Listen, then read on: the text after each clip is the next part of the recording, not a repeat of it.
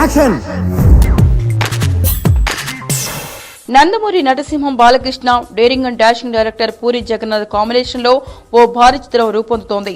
భవ్య creations banner పై ఆనంద్ ప్రసాద్ ఈ చిత్రాన్ని నిర్మిస్తున్నారు.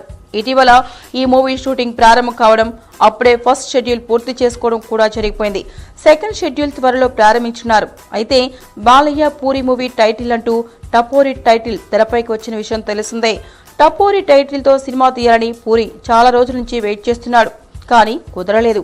దీంతో బాలయ్య సినిమాకి టపోరి టైటిల్ ఫిక్స్ చేశారంటూ గత కొన్ని రోజులుగా ప్రచారం జరిగింది.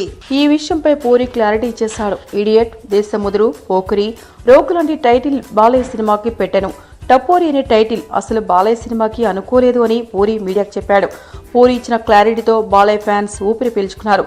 ఇక అసలు విషయం ఏంటంటే ఈ చిత్రానికి ఉస్తాద్ అనే టైటిల్ ఫిక్స్ చేశారని తెలిసింది.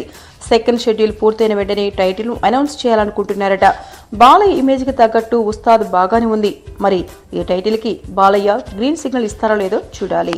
మీకు ఈ వీడియో నచ్చితే ఒక లైక్ కొట్టండి, లేకపోతే కామెంట్ చేయండి. బట్ సబ్స్క్రైబ్ చేయడం మర్చిపోకండి.